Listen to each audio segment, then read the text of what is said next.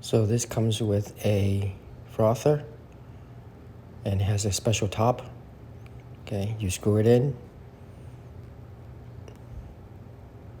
and you insert with the spout inwards into the little slot right there, all the way to the back. Then you can press any choice you want.